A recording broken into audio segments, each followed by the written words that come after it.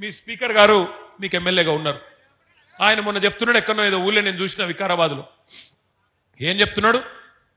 కేసీఆర్ మొత్తం అప్పులు చేసి పోయిండు, అందుకే మాకు నడపొస్తలేదు. విన్నారా మీరు కూడా? అది మొత్తం అప్పులు చేసి పోయిండా మా కేసీఆర్ అని అబద్ధాలు చెప్తున్నాడు గౌరవప్రదమైన స్పీకర్ స్థానంలో ఉన్న పెద్ద మనిషి గడ్డం ప్రసాద్ కుమార్ గారు.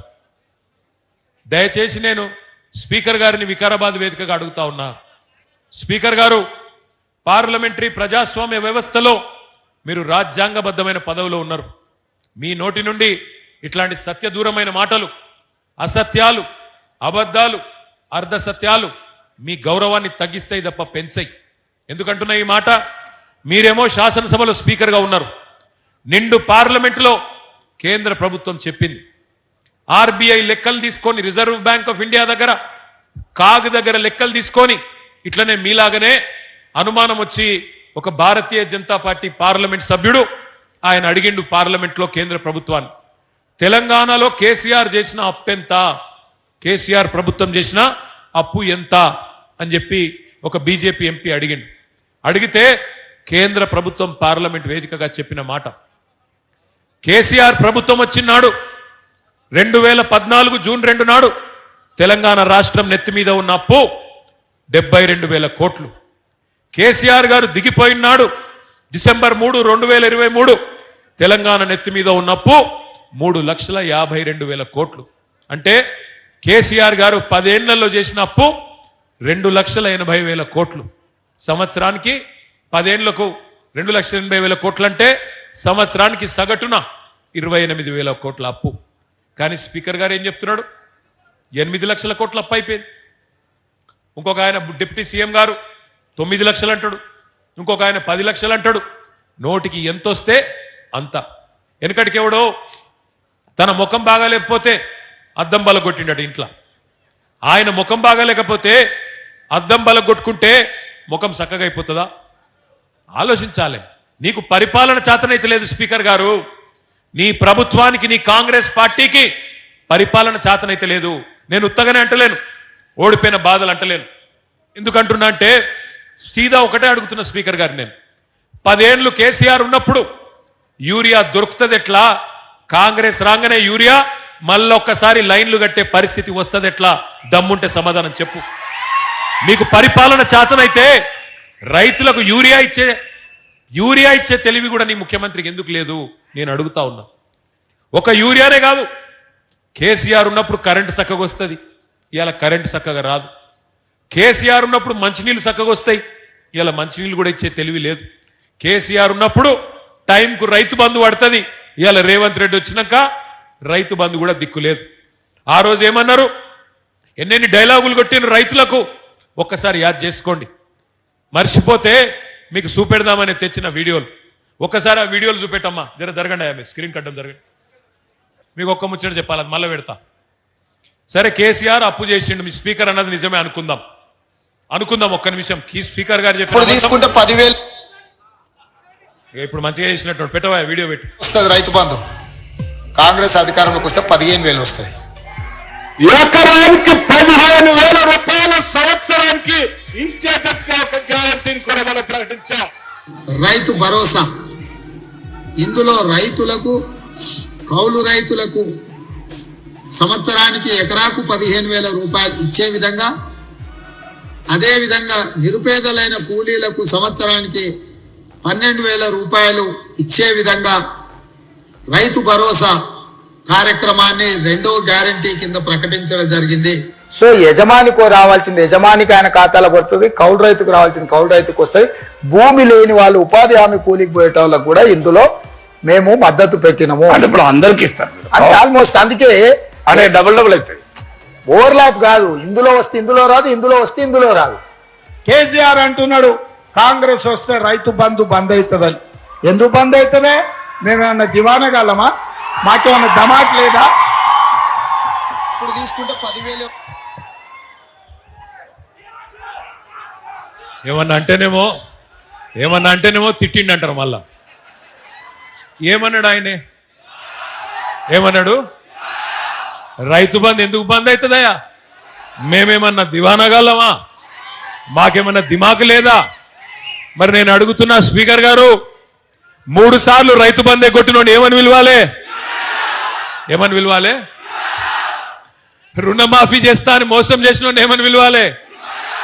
ఎంత పచ్చి అబద్ధపు మాటలంటే, నవంబర్లో తీసుకుంటే 5,000, డిసెంబర్లో తీసుకుంటే 7,500, నవంబర్లో తీసుకుంటే 2,000, డిసెంబర్లో తీసుకుంటే 4,000 పెన్షన్. కేసీఆర్ ముసలమ్మకో ముసలయ్యకో ఇద్దరిలో ఒకరికే ఇస్తుండు పెన్షన్. నేను ఇద్దరికి ఇస్తా. కేసీఆర్ 2,000 ఇస్తే నేను 4,000 ఇస్తా. కౌలు రైతులకు కూడా రైతు బంధు ఇస్తా. పడ్డదా ఒక్క కౌలు రైతుకు? రైతు బంధు పడుతుందా అసలు? రైతు కూలీలకు 12,000 ఇస్తా. పడ్డదా? ఇగో ఇన్ని దగుల్బాజీ మాటలు, దొంగ మాటలు చెప్పి ఇవాళ అధికారంలోకి వచ్చింది ఒక్కటే కాదు, వచ్చి అధికారంలోకి వచ్చిందే కాదు, ఇవాళ మళ్ళొకసారి పచ్చి అబద్ధాలు. ఏమన్నంటే అప్పుల పాలైపోయింది. మేమేం చేస్తాం? మీ స్పీకర్ గారు కదా చెప్పినట్టు అప్పులు అయిపోయినాయి. జరా లొల్లి పెట్టకురు రాబాయ్, పక్కన మీ లొల్లేంది, ఆగు. కాదండి కిందికన్నా దిగురు, కొద్దిసేపు డిస్టర్బ్ చేయకండి తల్లి ప్లీజ్. అప్పుల పాలు నిజంగానే అనుకుందాం. 1 నిమిషం ప్రసాద్ అన్న చెప్పింది నిజమే అని 1 నిమిషం అనుకుందాం. మరి సరే, కేసీఆర్ అప్పు చేసిండు. ఏం చేసిండు కేసీఆర్ గారు అప్పు చేసి? ఏం చేసిండు అంటే 200 రూపాయల పెన్షన్ను 2,000 రూపాయలు చేసి 46 లక్షల మంది గరీబోళ్ళకు ఆసరాయిండు కేసీఆర్. అవును, కేసీఆర్ అప్పు చేసిండు. ఏం చేసిండు అప్పు చేసి? 14 లక్షల మంది ఆడపిల్లలకు ఒక్కొక్కరికి 1,00,000 రూపాయలు మేనమామలాగా ఇచ్చి కళ్యాణ లక్ష్మి షాదీ ముబారక్ పేరు మీద 14 లక్షల మంది ఆడపిల్లలకు పెళ్లిళ్ళు చేసిండు. అవును, కేసీఆర్ అప్పు చేసిండు. ఏం చేసిండు చేసి? 15 లక్షల మంది ఆడబిడ్డలకి మగపిల్లగాడు పుడితే 12,000, ఆడపిల్ల పుడితే 13,000 రూపాయలు ఇచ్చి వాళ్లకు పెద్ద దిక్కై నిలబడ్డాడు. అవును, కేసీఆర్ అప్పు చేసిండు. 1,022 గురుకుల పాఠశాలలు పెట్టి ఒక్కొక్క పిల్ల మీద, ఒక్కొక్క పిల్లోడి మీద 1,20,000 రూపాయలు ఖర్చు పెట్టి దగ్గర 7 లక్షల మంది పిల్లలకు చదువు చెప్పించిండు కేసీఆర్. అవును, కేసీఆర్ అప్పు చేసిండు. ఏం చేసిండు చేసి? మీ వికారాబాద్ను దశాబ్దాల మీ కలను జిల్లా చేసి ఎస్పీని, కలెక్టర్ను ఇక్కడ కూర్చోబెట్టిండు కేసీఆర్. అద్భుతమైన కలెక్టరేట్, అద్భుతమైన ఎస్పీ కార్యాలయం కట్టి దశాబ్దాల మీ కళ వికారాబాద్ జిల్లా కావాలన్న కళ నెరవేర్చిండు కేసీఆర్. అవును, కేసీఆర్ అప్పు చేసిండు. ఏం చేసిండు చేసి? రంగారెడ్డి ఉమ్మడి జిల్లాలోనే ఒక్క మెడికల్ కాలేజీ లేకుండే. అట్లాంటిది రంగారెడ్డి జిల్లాలో ఒక్క మెడికల్ కాలేజీ ప్రభుత్వ రంగంలో లేకపోతే, ఒక్క రంగారెడ్డి జిల్లాలో కాదు, రంగారెడ్డిలో, వికారాబాద్లో, మేడ్చల్లో, మొత్తం 33 జిల్లాల తెలంగాణలో 33 మెడికల్ కాలేజీలు, 33 నర్సింగ్ కాలేజీలు కట్టించి ఎస్సీ, ఎస్టీ, బీసీ, మైనారిటీ పిల్లలకు ఇవాళ డాక్టర్లు అయ్యే అవకాశాన్ని కల్పించిండు కేసీఆర్. అవును, కేసీఆర్ అప్పు చేసిండు. కరెంటు ఇయ్యక మీరు సతాయిస్తుంటే 1,00,000 కోట్లు ఖర్చు పెట్టి కొత్త సబ్ స్టేషన్లు, కొత్త లైన్లు, కొత్త ట్రాన్స్ఫారంలు అన్ని పెట్టి 24 గంటల కరెంటు రైతులకు ఇచ్చిన మొగాడు మొనగాడు కేసీఆర్. మీరు అంధకారంలో ఇడిచిపట్టిపోతే తెలంగాణని, ఆ తెలంగాణను చక్కగా చేసిండు కేసీఆర్. అవును, కేసీఆర్ అప్పు చేసిండు. 73,000 కోట్ల రూపాయలు 70 లక్షల మంది రైతుల ఖాతాల్లో 11 సార్లు వేసిన నాయకుడు భారతదేశ చరిత్రలో ఒకే ఒక్కడు కేసీఆర్. నేను అడుగుతున్నా స్పీకర్ గారిని, రేవంత్ రెడ్డి గారిని, మరి కేసీఆర్ అప్పు చేస్తే ఏం చేసిండు అంటే ఇంకొక గంట చెప్తా నేను. గన్ని పథకాలు ఉన్నాయి మనం చేసినాయి. మరి మీరొచ్చి 2.5 ఏళ్ళ 100 రోజుల్లోనే 6 గ్యారంటీలు అంటివి, 100 రోజుల్లోనే అటున్న చంద్రుణ్ణి తీసుకొచ్చి ఇటు పెడతా అంటివి. మరి ఏమాయ్? 100 రోజుల్లోనే విద్యా భరోసా కార్డు, 100 రోజుల్లోనే రైతు భరోసా, 100 రోజుల్లోనే మహిళలకు 2,500 ఒక్కలకన్నా ఇచ్చినవా? ఇది ఒక ఎస్సీ రిజర్వ్డ్ నియోజకవర్గం. నేను అడుగుతున్న స్పీకర్ గారిని, మీరే కదా చేవెళ్లలో ఎస్సీ డిక్లరేషన్ అని పెట్టి దళిత బంధు కాదు, మేమొస్తే కేసీఆర్ 10 లక్షలు ఇస్తుండు, మేము 12 లక్షలు ఇస్తామన్నావు, యాదికున్నదా? ఇంకా అందానికి అంబేద్కర్ గారి పేరు పెట్టిండు, అంబేద్కర్ అభయ హస్తం అని చెప్పి. ఇచ్చినవా 12 పైసలు అనేవానికన్నా? ఇచ్చిండా? వికారాబాద్లో మన స్పెషల్గా ఇచ్చిరేమి? ఇచ్చిర్రా? అయ్యలేదా? ఒక్క హామీ అని నిలబెట్టుకున్నాడా? 100 రోజులు, 6 గ్యారంటీలు, 420 హామీలు, 13 డిక్లరేషన్లు, ఒక్క పనన చేసిండా? ఇలా ముఖ్యమంత్రి గారిని అడిగితే గట్టిగా, ఏమైనా రేవంత్ రెడ్డి ఉన్నావు 3 ఫీట్లు కానీ 30 ఫీట్లో లెక్క మాట్లాడుతీవి, పెద్ద పెద్ద డైలాగులు కొడుతీవి, తీస్మార్ ఖాన్ లెక్క మాట్లాడుతీవి కదా, ఏమైనా మరి 100 రోజులు ఎడవాయంటే ఇప్పుడు కొత్త డైలాగ్ నేర్చుకున్నాడు. ఎంత కండలు తిరిగినోడైనా 3 నెలలనే పిల్లలు పుట్టిస్తాడా? మాకు తెలియదా 3 నెలల పిల్లలు పుట్టరని? మాకు పెళ్ళిళ్ళు కాలే, మాకు పిల్లలు లేరా?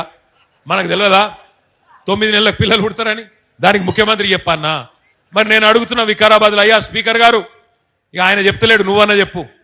3 నెలల పిల్లలు పుట్టారు, సరే ఒప్పుకుంటా, కానీ మరి 30 నెలలకు కూడా పుట్టకపోతే నిన్నేమని విలువాలే? నేనేం అంటలేను సుమా, నేనేం అంటలేను, అడుగుతున్నా గంతే. రేవంత్ రెడ్డి చెప్తలేడు కదా, మరి గడ్డం ప్రసాద్ అన్న చెప్తాడేమో అని అడుగుతున్నా.